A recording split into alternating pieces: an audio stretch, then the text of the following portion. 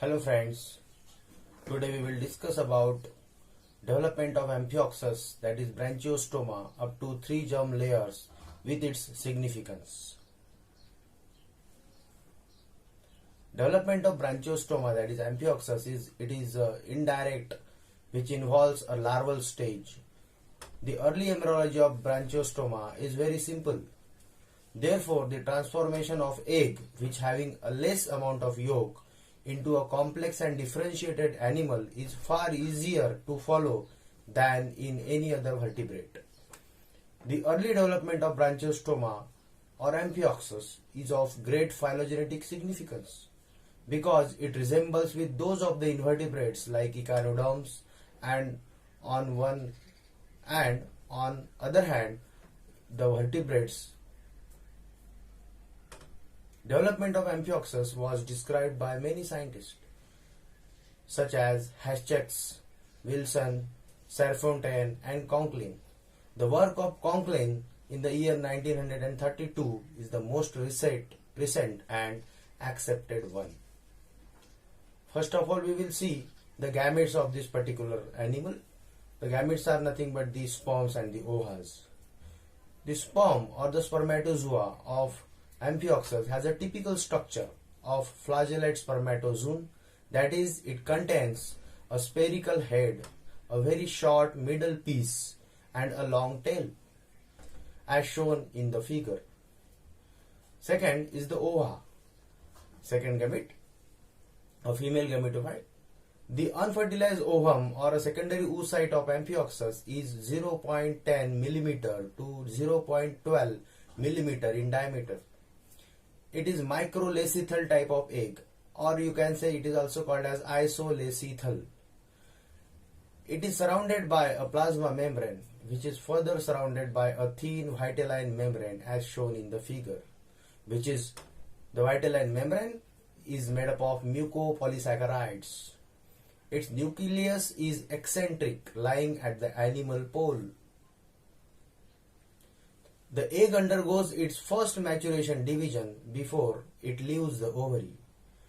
The animal pole is free from yolk and the cytoplasm towards the vegetal pole contains some yolk distributed evenly, which is shown clearly in the diagram. Next step is the fertilization. The fertilization in this particular Amphioxus, a protochordate, is external type, taking place in the surrounding seawater where eggs and spermatozoa are shed. Before fertilization, the ovum has outer thin vitelline membrane enclosing a peripheral cytoplasmic layer, central yolky cytoplasm mainly towards the vegetal pole, and a fluid-filled germinal sac or nucleus, you can say, towards the animal pole, which is shown in the figure. During fertilization, the sperm enters the egg near the vegetal pole, which provides a stimulus for the egg, that is secondary oocyte. To undergo its second maturation division, a polar body is extruded, which comes to lie near the animal pole inside the fertilization membrane with perivitelline space. It is a space formed by the elevation of fertilization membrane from the plasma membrane. It marks the animal pole of the egg. The nuclei of sperm and egg migrate towards the equator of the egg and fuse to form zygote nucleus. Here you have the zygote. The site of fusion is generally above the equator of the egg and slightly toward the side, which will eventually be the posterior of the embryo. Now we will see the presumptive areas of this particular zygote. Immediately after fertilization, the cytoplasm of the zygote gets so arranged as to foreshadow the future parts of the embryo, which we call this as presumptive areas. The clear cytoplasm occupies the animal hemisphere, develops mainly into the ectoderm. The granular yolky cytoplasm at the vegetal pole gives rise to the endoderm, a basophilic cytoplasmic crescent at the posterior and forms mesoderm. And another ill-defined cytoplasmic crescent around the anterior side opposite to the mesodermal crescent is the dorsal crescent forms the notochord and the nervous system. Thus, it includes both notochordal and neural ectodermal materials. This precocious differentiation of cytoplasm of the zygote is strikingly similar to that of the urochordates, and it shows a close relationship of two groups, that is protochordata and urochordata. In the diagram, you will clearly see the four sides of the zygote, that is dorsal, ventral, anterior and posterior. If you see the markings inside the diagram, you can see the presumptive endoderm, the yolk cytoplasm, then the mesodermal crescent or future mesoderm, clearly seen. At the center there are chromosomes. In the anterior side, you see the presumptive nervous system area, a zone, clear cytoplasm for presumptive ectoderm area, then presumptive notochord you can also see, and above the surface of this whole zygote there is a membrane, we called it as fertilization membrane. So this is the diagram of branchiostoma or amphioxus, presumptive areas of zygote in a side view. Then we will discuss about early embryonic development. In the early embryonic development, the cleavage and blastulation occurs. So what is meant by cleavage and blastulation in this particular animal? How it happens, we will see one by one. Cleavage is complete or holoblastic and almost of equal type.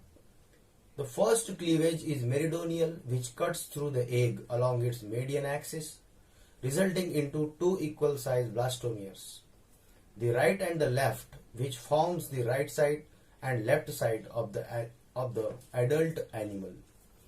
The second cleavage is again meridonial, but at the right angle to the first, and divides the first two blastomeres into four equal sized blastomeres.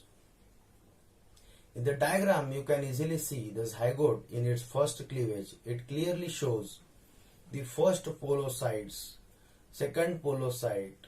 Inside the zygote, you can see first cleavage figure. The chromosomes get assembled in the near the centrioles.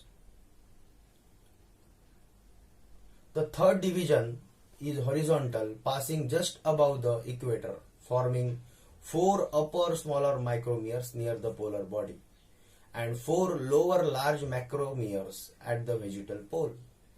Fourth cleavage is again meridonial type of cleavage, which cuts all the 8 blastomeres synchronously. 16 cell stage is formed having 8 micromeres and 8 macromeres. The fifth cleavage is latitudinal or horizontal and synchronous, resulting into 32 cells arranged in 4 tiers. You can easily see in the diagram, which shows clear cut the figure A, B, C, D, E, F, G, H, I and J, which shows in this a diagram A showing fertilized egg, diagram B showing mitosis of first cleavage started. Figure C, nuclear division is followed by cytokinesis of first cleavage, that is mitosis, first division occur in the diagram C. Then diagram D, clearly you are able to clearly see the 2 separate cells, that is 2 cell stage. Then in E, 4 cell stage. In the diagram F, 8 cell stage. G, 16 cell. 32 cell. H, I, morula stage. And lastly you will get the blastula stage having mesodermal crescent, endodermal layer get formed in this particular diagram. So we are discussing now the fifth cleavage. After fifth cleavage, we will see how the blastomeres get pushed outward during the further cleavage towards the morula formation. Then the cells at the vegetal pole of blastula are larger than the animal pole, and the blastoderm is therefore thicker at the vegetal pole. The cells of ventral or mesodermal crescent are small size spherical amoebocytes. So this is what in the diagram we have already discussed the formation of blastula from a fertilized zygote. So this is all about the blastulation in the Amphioxus.